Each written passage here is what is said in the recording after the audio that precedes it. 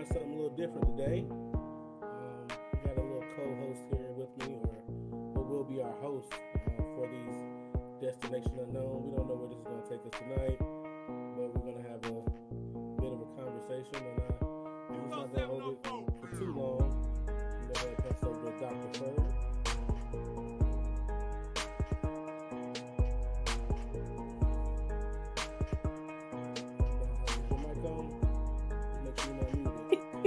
Hey, Dr. Ferg, over here talking on mute to start us off. Excited, super excited to be here with the High Scholar. Thank you for having me. I'm glad to have you here. Glad to have you here. I'm looking forward to our conversations. I think this will be a way to still be scholarly, still be academic, but be more comfortable getting to some of the more popular topics that really relate to some of the things I'm interested in, and be more comfortable talking to you. And I feel like this may be able to, if you will, uncork me a bit.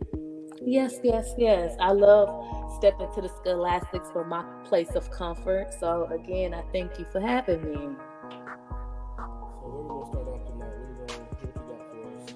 Oh, well, I kind of want to start it off with this nice reader I had. Start with one of your books that I love, um, The Guided for Cheap Reader, a collection of writings on the motivation of Black boys and men. I remember being able to read over it, read in it, and really being impressed with your expertise in the art when it comes to discussing motivation amongst Black boys and Black men. Um, I want to read like your first four sentences real quick and then ask you a question about it. Okay. Your intro, you start: Black boys are motivated. Black men are motivated. The issue is how their motives, energy, goals, effort, and drive are perceived as cheap. These have been discounted for Black men. Plainly, their physical, spiritual, and emotional labor force is valued as worthless or worthless. And I speak with such high energy and positivity, and just be reminded that despite other people's misperceptions, you know, what is real is still real, and that reality still exists. So, I just want to start off, I guess, asking you, how did you really come face to face with seeing motivation in both Black boys and Black men, then being able to talk about it? Well, first off, I want to say that this is something that I wrote really in a difficult time. I had just finished graduate school within the last maybe 1 or 2 years of writing this. This is something that I plan to release in the near future. I literally set on this because it really kind of reminds me of that kind of dark time, really being unemployed and believing that I went to graduate school to get a PhD, to be, let's be frank, elite. Like I wanted to have the fancy car, the fancy house, and everything that comes with it. Um, but I really was at that point trying to write something that made sense to everybody, Black men, Black boys, something that could be accessible. And at that time, excuse me, I believe that, those first four sentences really encapsulate how I felt. Like, I felt like everybody was trying to get something from me that was either cheap or for free. And that's something that I still feel. I still feel like the labor of Black men and Black boys is supposed to be something that we know is powerful, but we as Black boys and Black men should not expect to get our just due for it. We always are criticized for where it goes, and are quietly expected to provide these different forms of labor, whether it be physical, spiritual, emotional, um, and nobody, very few will talk about um, that labor that we provide. So, in certain situations, for example, there's a lot of young women who are achieving going to college over the last, young Black women especially, achieving going to college, in great numbers, and kudos to them and shout outs to them. But quiet is kept sometime are the GI bills and the you know late hours and men working behind them, fathers and uncles and grandfathers who have provided this way for them, Ooh, and that preach. whenever you know live your life without accounting for that, that makes it seem like everything that that person worked for to make a way for this is worthless. So Wow. that's really where that comes from, and it's kind of interesting to hear it read because I haven't really touched that in a while. I was going to ask you, when was the last time you engaged with this piece? I feel like it was a hidden gem that I went and wanted to, dig out of my treasure box and showcase. Well, it's something that I've shared with some close friends. It's something that I still want to. I think once I put it out, like it's still to me a collage of things, if you will. Like there's Yes. some academic like writing, like you hear here.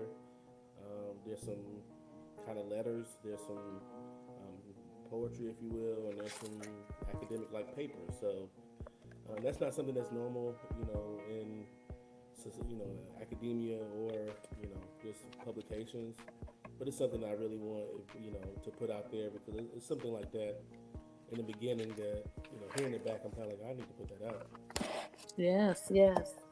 Um, I just want to jump back to one of the things that you mentioned because I've had the privilege of interacting with you outside of media.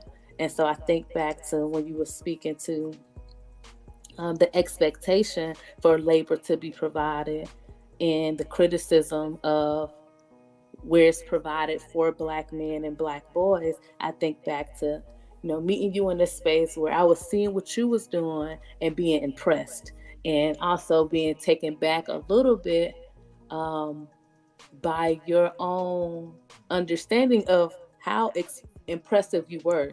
I think that some of the Black men that I was engaging in that space had been influenced by the narratives around them about their labor. And it was refreshing to see that you hadn't taken on the load to the point where it was kind of pushing your spirits down to think that you were any less powerful than you were. So when you say cheap and free, it was like it blew my mind to be engaging with you. It's like the value is clear, it's present. You can even see it in the demand that others have on it.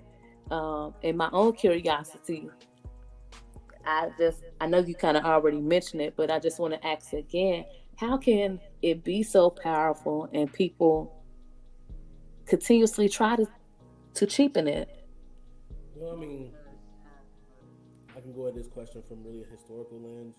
Just I was a history undergrad, and historically in Western civilization, I mean, you've known, speculations of the greatness of, African nations in ancient society. Um, but for Western civilization, that was supposed to be the backbone to build it for free. And what I argue, in many ways, is that we haven't left that paradigm in America or internationally, where the expectation for Black and those, across the hues close to Black, their labor is supposed to be free. It's expected to be free. To pay them seems to be unnatural and a crime against nature, if you will. We're still seeing in present day, big unions and strikes and conversations really all about fair wages and how much should people who are doing the work get of the pie of the profits of corporations versus the people who do the work, as I said. So for Black men, that's labor unions in America didn't always include Black men who were the major labor force, especially here in the South, here in the Black Belt. So it's amazing that we've still been motivated throughout this. That's really the whole point of Yes, my writing as well. yes, The Black boys and Black men come into this space still motivated. Like, I think we're still amazed by like a Martin Luther King Jr., a Malcolm X, the spaces in which they were still coming up in, and they were still motivated to be who they are.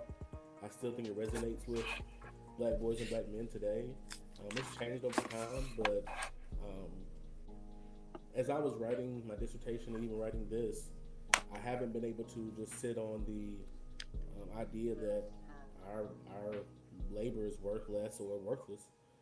It's really been something that I know that we're supposed to take up the mantle and keep it moving forward and work and toil in a way, not aimlessly, but it's something that you still can be a master of your craft, even though you won't necessarily be recognized for it. Like one of my favorite artists really talks about like thinking that people would acknowledge you, like you couldn't have been dumber than that. Like that's not going to happen, and it doesn't necessarily happen on your timeline. But black men and like for black boys, it's still something that's frustrating until a black man or a black woman sometimes exposes them to like people are not going to value you until you value yourself. So what you met, I did all this circling to get to this place. What you met me is at a place where I knew professionally in these professional spaces, if I don't move, knowing what I can do and knowing what I cannot do, like I'm not going to jump out of a window and do things I cannot do. But for things I know I can do it damn well, and have to move that way because in any place they're going to discount me. They already think what I'm supposed to do, or what I have the ability to do, should be free, and relatively worthless. So that was the whole idea of how I moved into graduate school. I learned that from moving in education, especially outside of the buildings I worked in. In your primarily black spaces, you'll still find it, but when I went outside those spaces, the question of my intelligence and my effectiveness in the classroom at that time, I just knew going into grad school. You also met me after a particular experience where I had a professor ask me, am I understanding what I'm reading? And just because I had questions about the level of difficulty of the test questions that may be coming at me about the material, I thought the material was kind of weak compared to the questions that he was presenting or saying he was going to present. And then when the question came back, am I understanding what I'm reading? Hey, do we need to meet about these things? Can I get an idea of what the test is going to look like? I started realizing like, oh no, you don't need to move out here like that because people will play your face. You will allow people to question your intelligence, and they're going to do that anyway. Oh, the point of allowance. People going to question your proficiency, the validity of your credentials. People going to, this I'm talking not just at the PhD level. Like I'm talking about tradesmith as well. Like yes, if you're a blacksmith or you are a landscaper, if you're a black male, there's more questions about your certifications and are you licensed, are you bonded, are you insured, how long you've been doing this, and there's more questions because at the end of the day, I should get it for cheap, damn near free. Yes, it's crazy to think about that. I'm still chewing on some of what you were saying, and I'm taking back to the master of your craft. And when I met you, I was in the gifting and creative education program. I was focusing strong on the strength, so that always jumps out whenever I talk to you. And so when you talk about, masters of various crafts being discredited for the quality of their work in various ways, even if not always verbally direct, and how that could range through boyhood to manhood.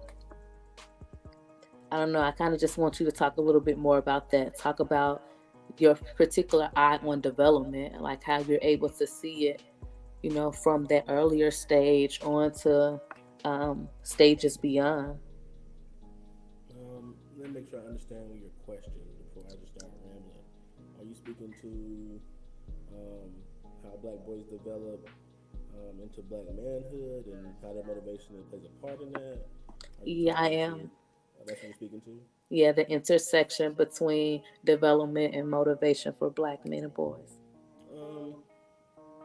Well, from a black psychology perspective, there's been some you have to read black psychology and black psychologists to understand how black children develop and how they develop differently than children of other cultures. And black children, not only children in Black America, but also children of the diaspora, and being particularly motivated by cultural characteristics, cultural qualities, that um, black boys and black men would be particularly more altruistic in their goals than you would find in other cultures of boys and men.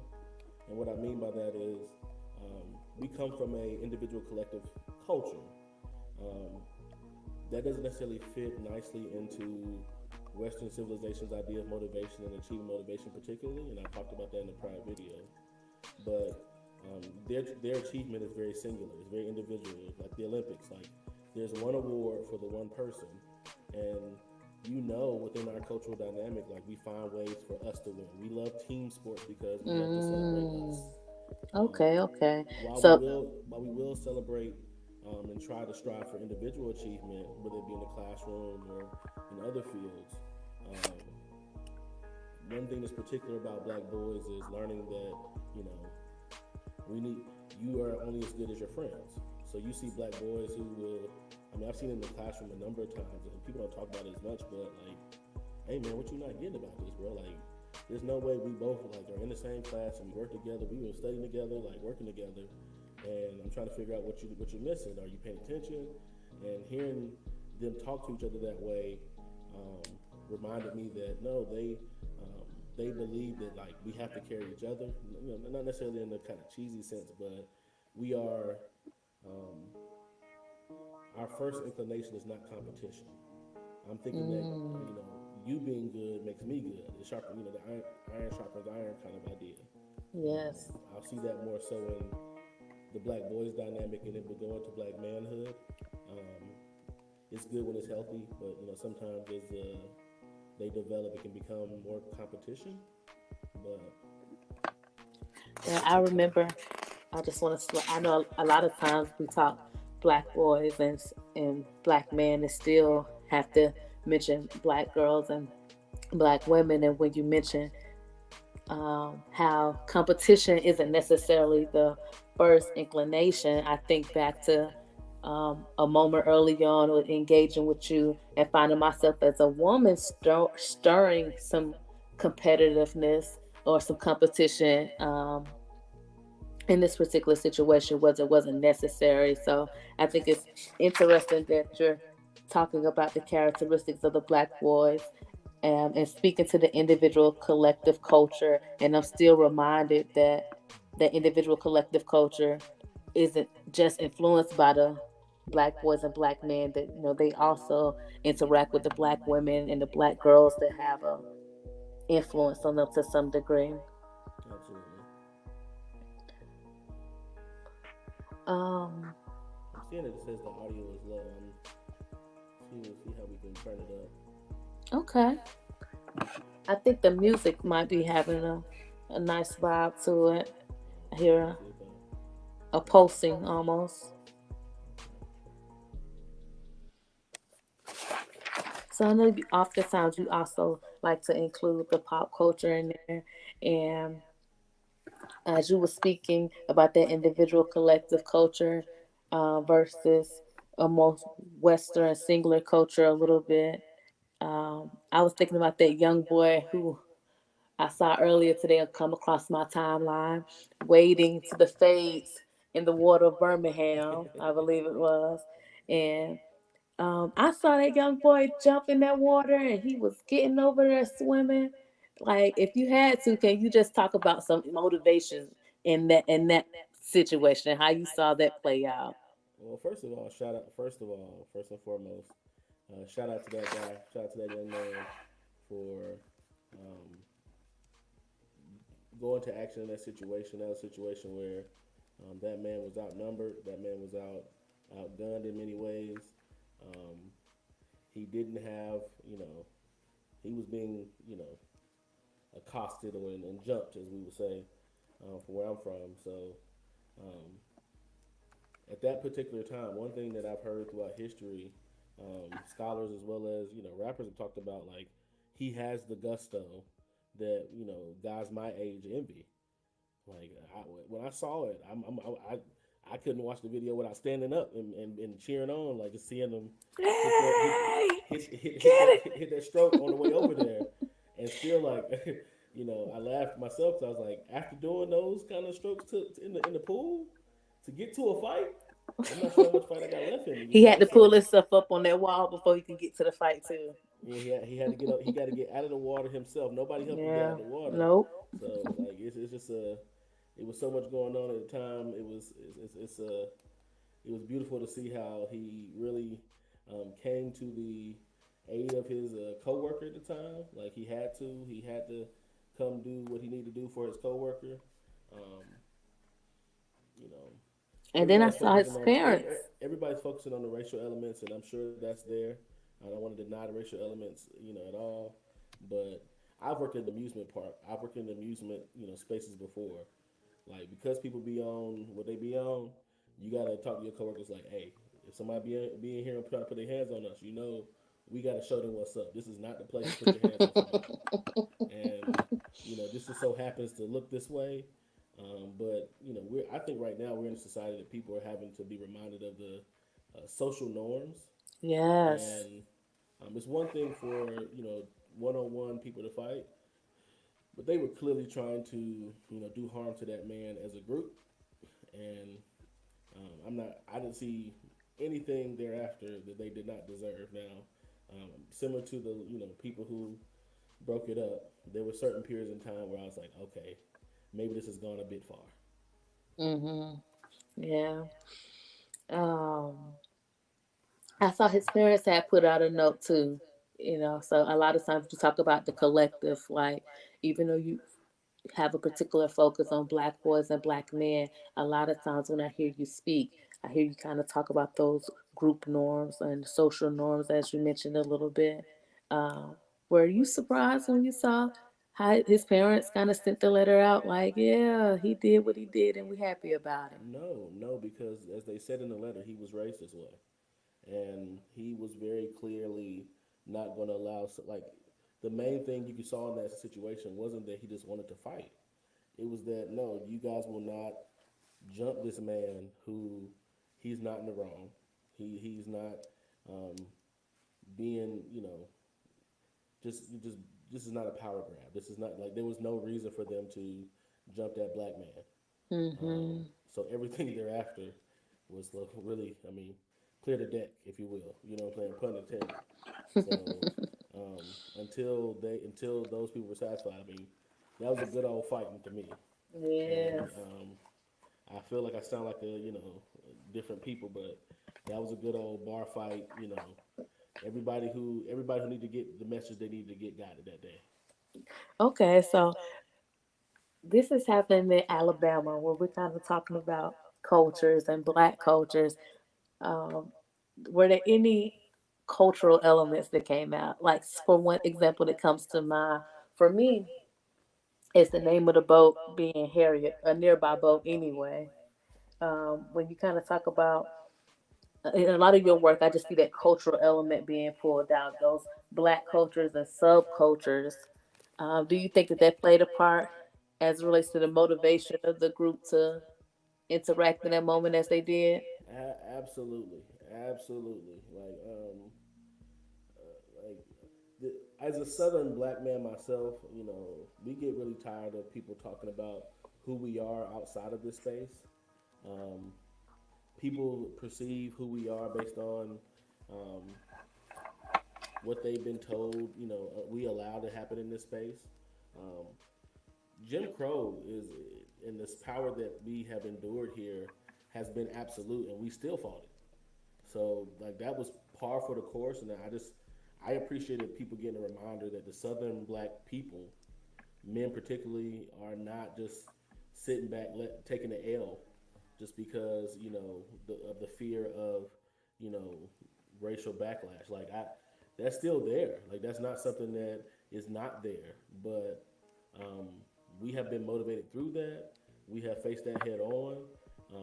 We still are asking for anti-lynching laws because that's still a major threat in our lives.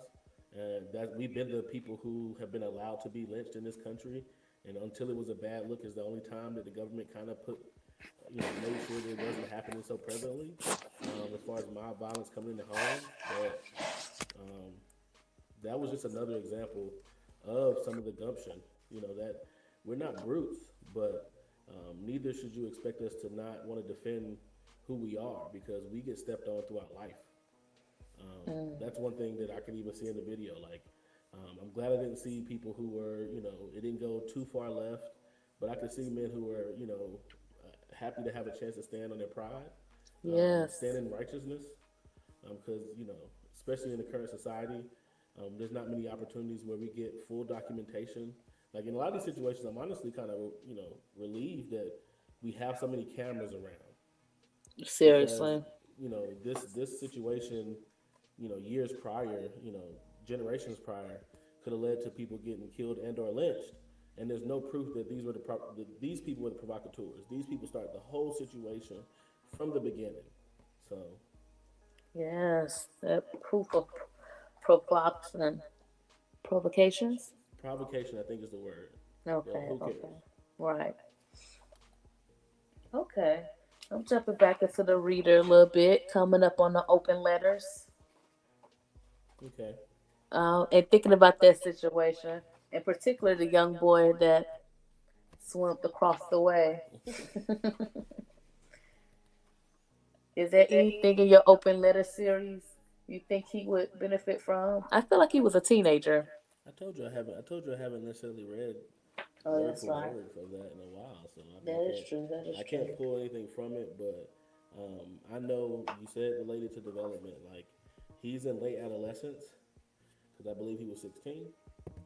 Um, the energy and um, he can set a goal and he can reach that goal at a different further pace. Now he may not reach that goal in a straight linear line that a wiser man will. He's coming into that, but for that situation, call that 16-year-old for me anytime.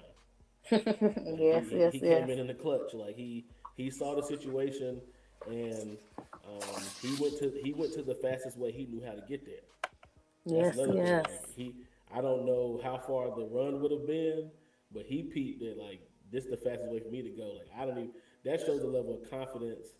I mean, shout to him. A level of confidence in your swimming to know that like I can get over there quickly with this breaststroke, fam. Let me show you real quick. Like Yes, yes, yes. he made it happen real quick, and I mean, he's I feel like he's the star of the video just off the breaststroke alone. But everybody's talking about the other guy. So Oh, yeah. One of the things I see in your reader here, I want to read real quick an excerpt. It says, "The luckiest among us do not internalize the bullshit that will be impressed upon them about their motivation. And this is my charge to you. Do not subscribe to notions that you lack the energy, drive, will, focus, or volition that is essential to success. What is lacking is the resources, support, community, and protections to pursue our varying motivations." Man, you said some good stuff. yeah, I need to go back to that. Like I mean, I mean the words are there as far as like once you come into boyhood and manhood as a black boy and man, um, you've been questioned along the way, like who you're gonna be, what you're gonna become, and if you don't become something particularly beneficial to somebody, you're thought of as a failure. You're thought of as being defunct or insufficient for some reason. Um, so I mean, it's really trying to clear the air for them. I think that's really a major part of this space. The Mm, black male studies, black manosphere, and many other spaces like um, people like Kevin Samuels. They were really doing. Um, Green Gorilla talks about it. Tia San talks about it. BGS talks about it, which is really conscious raising, clearing black boys and black men's eyes to see society for what it is, and for what I just wrote is really just talking clearly more so about like, you'll think you're hitting walls because you're unmotivated. Like as a black boy and definitely as a black man, you will believe that you are somehow if you could just be more motivated and get around these hurdles and jump through these walls and be a little more humble in this situation, but being, ever motivated in this other situation. And nobody will tell you necessarily that it's really oppression that you're up against. It's really a certain mm-hmm. particular oppression that many of the scholars have not, in the modern sense, done a good job of telling you what you're up against. So If you don't really go back beyond the like 1990s and 80s, like you're not going to see a lot of conversation about the systemic oppression that black boys and black men particularly face, primarily as the targets of Western white supremacy culture, and which precipitates to the entire community. Yeah, you Like hear about the outcomes in their own twisted ways in which they talk about it without, viewing that point you just made. right. Um, I have another excerpt here. It says, there's no preparation for how dismal it truly is. When you experience it, it will definitely feel like you are in this special hell designed for you. Hearing about the many around you that will fail in the many fatal ways can feel like a glancing guillotine. We feel the wind of the blade so often we do not flinch. Wincing in this despair and depression is used against you as opportunity to take what little breath and sanity you have left. There is no choice but to endure. It's all pressurized. It's all life and death. And you will feel like your livelihood is not important. The feelings that you are disposable are not easy to grapple with. Seeking solace in wherever, whatever, whoever. Hope and faith are the only reliable options for the lasting pain. Any temporary escapes from this reality feels like trip to the outer space. Stars will treat us like men. My goodness. Was there a question there? Is this for the boys as much as the men? Um, it was my intent to make it for. Um, it was my intent to write it for both audiences, black boys and black men. Um, Yes. just because I understood that, particularly for the young black man, so the 16-year-old, the 22-year-old, 24-year-old who just graduated. At that time, I had just graduated grad school, and I understood like before you get uber depressed about it, like it's gonna be specially tailor fit for you, and everybody around you is gonna tell you that maybe you're not trying hard enough. Have you tried this? Have you tried that? Or um, oh man, I mean, maybe that's just a tough break. Like it'll work out for you. And they're talking from this place of everybody else in society somehow can catch a break. Sometimes somehow has a floor that is not as bad as ours. And let me get you ready for it. Like if you really plan on going far and plan on going high, like you need to go ahead and get ready for. There's not going to be a whole lot of people who understand how dark it is. Those days that you really um, are trying to put two things together, not many people are going to be there. Not many people are going to be there in a place of solace for you. And those people who are, you need to really appreciate those. So, but even Yeah. with those people there, it doesn't feel like they don't make it like it makes it easier to bear, if you will, but it doesn't make it like you still are the victim on the bed. Like you still are in the hospital bed with the wound, and that's what it's going to feel like. So, um, that's why you find a lot of black men in comedy, and they talk about how we just speaking from a plain place. Like it's just a whole lot of pain to get out. That's why you find find this in a whole lot of places. But for those who are able to move forward and be really productive, they can resonate with this kind of really dark place that they had to learn to exist in, and not necessarily just stay there, but know that it's always there. Like it's the quiet place. It's the place that black men cry in the dark. This that place for us, and they didn't tell they tried to tell you why we did that. I believe, but this is another version of it. So I mean, even some of this stuff like you don't even want to fucking cry about. Like it's just there's not something you can do about it. Being angry and being angry at the world is not even productive after a while. Um, and this is not the reality that you could. This is what we really share as black boys and black men with each other. Yes, yes. You talk about silence, and it made me think about uh, how sometimes people feel that silence with music. Quick pause for a second. I'm hoping the microphone sounds better. We're trying some sound and audio stuff out, and hopefully it sounds better now. Okay, I It's did been hear you clear up. I hope that my voice is not as light as it normally is, but I No, it's get not you your clear microphone. up. I believe it was my microphone. I wasn't seeing um my box resonate or do that whole thing that StreamYard does. And again, this is our first time trying to get it going. I guess if you read some heavy stuff, I'm hoping people heard my commentary for it. I'll listen back and see how good it is, and we'll go from there. I'm still trying to get this thing off the ground. I'm really trying to be more productive with this thing. Add Dr. Ferg to it. Hopefully, opens me up to some more topics. Even beyond this book. Um, we're going back into the vault for this book a little bit, but Yeah, I'm we cool with it. are. I'm cool with it. Okay. I'm on this page right now, checking out some J. Cole lyrics, and I just wanted to kind of just talk about music, maybe, um, you know, wrap up around the topic of music a little bit when it comes to motivation, because I also met you, when you was in your music bag heavy. And Hmm. so can you talk more about, I guess, motivation for a black man and those who kind of tie it to music sometimes. I think you can't have hip hop music without this kind of tenor motivation. I think that kind of comes in as sonic sound. I talk about that in my writings. Hopefully, to turn this dissertation into a book too. But um, the sonic sound of hip hop alone is made for movement of some type. It's made to push or pull. It's made to drive certain behaviors.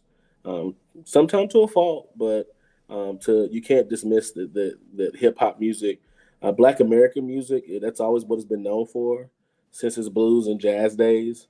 And hip hop really takes it on as a kind of earmark, kind of calling card, like you go into your Spotify, Apple Music, and look at the workout playlist, and it's going to be hip hop music or hip hop sounding music. Because sometimes if it's hip hop sounding, but it comes from somebody who doesn't have the hip hop look, we just call it pop, and that's another kind of conversation we can have at another date.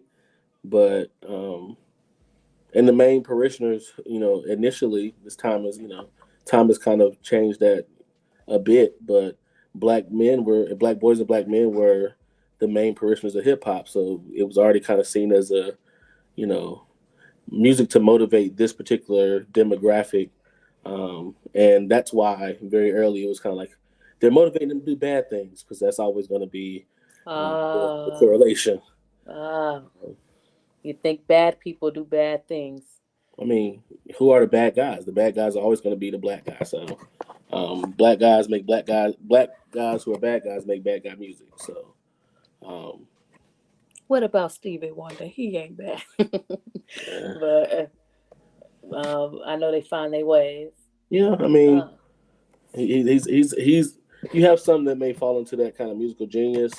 Um, Stevie having a disability sometimes makes him a safety in mm, some people's eyes.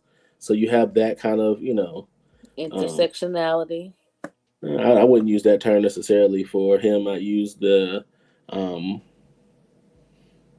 there's this perception of docility because he's disabled.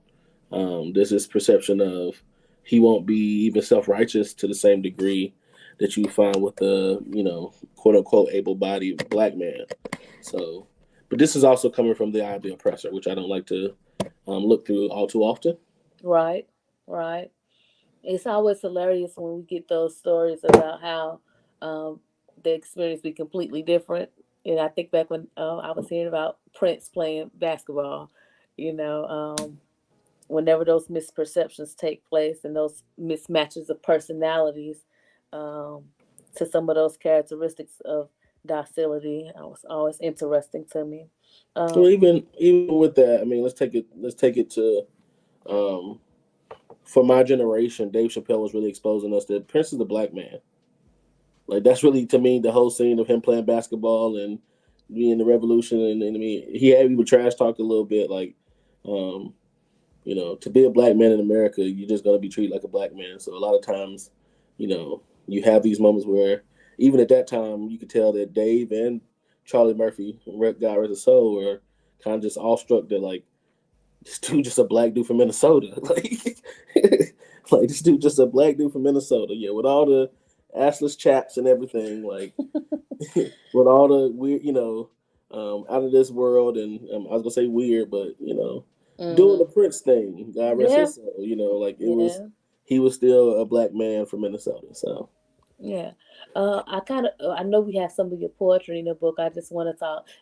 I know it's not always a perfect time of poetry We to we we we we get into like the 45-minute mark, so we're gonna have to get close to wrapping it up. I know you're yeah, ready and to.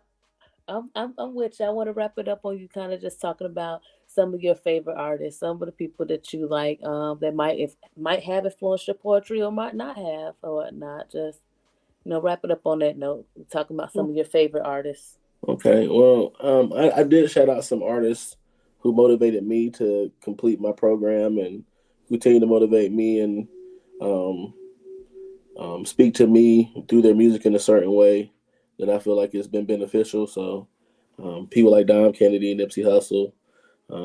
I like T.I.'s music. Um, I've always appreciated Lil Wayne. I've always appreciated, but right now, if I'm listening to anybody, Currency, I can't go, too far Yeah, without talking about those, Currency as an artist. Um, but if you had to ask me right now, like who I want to like write a book about, it would probably be, working, especially when it comes to motivation and motivating black boys and black men, it would probably be, Dom or Currency because, hey, Nip, he was a major part of that conversation as well at a time, just because of the way he was able to create his movement. But these guys have been very consistent and talking very directly to not only the tough times when people, not necessarily are the most supportive, but also talking to how you have to keep your mind in a certain place and believing in yourself. So, well, like going back to when you talked about, engaging me, being super confident in certain spaces, it really comes from hearing those kind of pros and music all the time about how, I mean, yeah, they're talking about it in the street. Sometimes they're talking about it in the business, of music, but you can take that same kind of idea in any kind of arena and apply it to your craft. And that's really what, once you become a true student of hip hop, you start learning like, no, this is not about you chopping down packs and learn the recipe for, crack cocaine. This is actually about you learning how to be in your craft and be a student of it to the point where nobody can tell you tell you about what you're doing because you're so well known or you're so proficient at what you're doing that um, people have to make sure they tip their hat to you because of your, you just that nice at it. So true. Well, thank you, Your Highness. It's definitely been a pleasure sitting here talking to the high scholar. Um, I look forward to doing it again and appreciate, whenever you're speaking and the knowledge that you share, and your authenticity, with sharing your experiences and the sort and, the work that you do to, acknowledge the motivation of black men and black boys as well as, um, keep keep it going for yourself as well as others. I think you were far too gracious on this stream. We're gonna keep chopping it up and see, where this goes. But I appreciate you reading the stuff, reading the stuff, reading the things that I've written in the past, and it will inspire me to share them more. It's something that maybe in some future streams, I'll just break down some readings of parts of it so people can get more, broader chunks. So um, it'll push me to put the whole collection out. That's really how I wrote it at this time. So thank you for putting it out there like that. Um, like I said, you were really gracious in this chat, gracious in this conversation. I thought we would get into some other things, but I look forward to how this goes forward. Yes, Thank, yes. thank you, people, for listening. Always appreciate you coming over here and taking a listen to this channel.